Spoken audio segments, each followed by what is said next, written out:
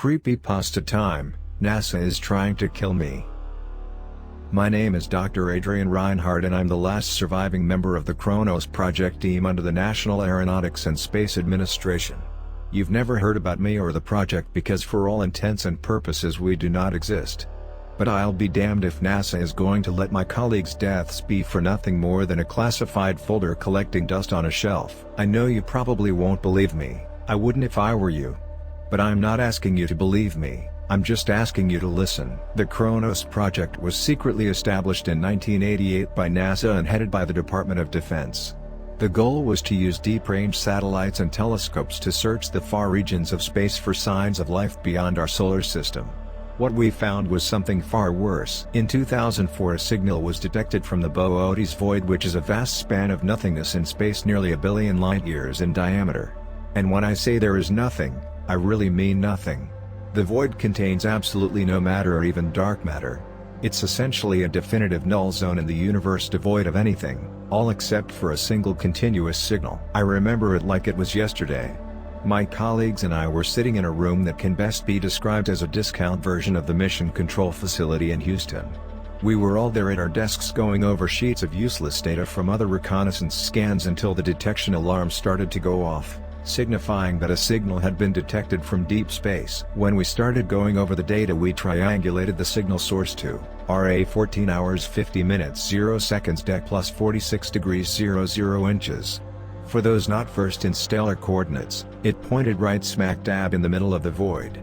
Given the vast empty region of space, we at first had thought it was a system malfunction, but when we restarted it, it began immediately reporting a signal coming from those coordinates once again. We had originally thought we were just picking up fragments of a supernova or stellar burst of a long-dead star that had once been in that section of space, but that hypothesis was quickly uprooted when we were able to filter through the background data and convert it into an audio format. It wasn't one long wave of static that you would normally detect from such cosmic events. It was a continuation rhythmic series of beeps that sounded eerily like a heartbeat. Now of course we were miles away from actually confirming or denying that this signal was the work of some advanced alien civilization hiding away in the empty regions of space, but we were still absolutely ecstatic over the finding. I don't remember seeing a single one of the faces in there not smiling from ear to ear while that beating pulsing signal repeated itself over and over again through the speakers of the control center. Following our little eureka moment, we followed the proper procedures and contacted our administrators and awaited further instructions as we aimed every satellite and listening device we had at our disposal at those coordinates. I remember feeling like a kid on Christmas Eve as I was driving home that night, so impossibly eager to see what the next day would bring. Unfortunately, the days would roll into months, then into years until the next chapter of the ongoing cosmic heartbeat signal would present itself. On August 24, 2009 we were given the go-ahead by the Obama administration to send a reply signal into the same region of the void that the signal was still coming from. Although this was mainly done as a ceremonial milestone, given the fact that the region of space was nearly 700 million light-years away, it would at least be 1,400 million years for a reply to our message would even reach us. Given that the message was still a continuous repetition of 2 beats per second, we decided to use a similar frequency using a Moore code translation of hello translation. We popped some champagne and enjoyed the event, as much as one could in a top-secret research facility under a shadow section of the United States government. That night at around 3 a.m., I received a call from Dr. Westcott concerning the signal. I'll never forget how disappointed and yet terrified his voice was over the phone. "The signal," he said. "It just stopped." For years that seemed to be the end of our little interstellar communications, but we still carried on with our research, always keeping at least one monitoring device locked on the targeted coordinates of the void. We had a few detected bursts of information that piqued out interests at the time from other regions of space, but nothing like heartbeat signal. I wish I could tell you that's where the story ends. I wish I could say that rather than typing this out as the last few hours of my life ticked away, that I was back in the facility searching the stars. But these are the wishful thoughts of a man at the end of his rope. It's at this time I've come to the realization that there are no happy endings. 8 months ago, while going through a routine series of scans, we received yet another transmission from the Boötes void. One I'm still trying to come to terms with, not because it began again, but because it defied the very laws of physics. This was the message, translated in Morse code, Goodbye. It was a reply to the message we sent nearly 11 years ago. Somehow a communication that should have transpired over a course of 1,400 million years took place in just 11. It didn't make any sense, it still doesn't. None of what was happening made any logical sense, and that wasn't even the ridiculous part. As soon as the transmission was received and translated, the empty space around the center of the void began to expand as the surrounding star systems seemed to just blink out of existence. One by one, like a series of light bulbs being turned off, the stars began to go out. It was almost as if we were watching it occur in real time, which was another astronomical impossibility. You see, we can only observe as fast as light travels. Which means if we were watching the Boötes void that is 700 million light-years away, we would be seeing it as it was 700 million years ago. But now we were watching an event unfold that was absolutely cosmically impossible. The rate at which the stars were vanishing was expanding the void at a rate of nearly 5 million light-years a minute. I don't know how to describe it other than saying that the dark nothingness was growing faster than the speed of light itself, seemingly consuming and extinguishing everything in its path. All the while, that message just kept ringing throughout the room. I don't know how or why, but very quickly the implications of this flooded over the control center as my colleagues and I began to realize the gravity of this impossible event. There was no argument amongst us whether this was possible or not. It clearly wasn't, yet it was happening all the same. At this rate, it will reach the solar system in a little under a year. Dr. Waterford sounded weak and hoarse. He exclaimed the obvious.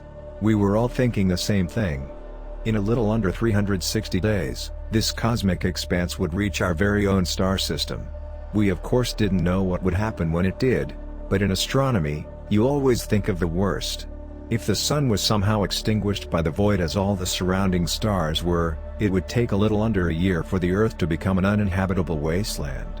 That was of course, even if the planet wasn't completely consumed and absorbed into nothingness as well. The entire time I ran the calculations and possible scenarios in my head, the message we received kept popping up again and again, seemingly trying to answer the question as to what was going to happen.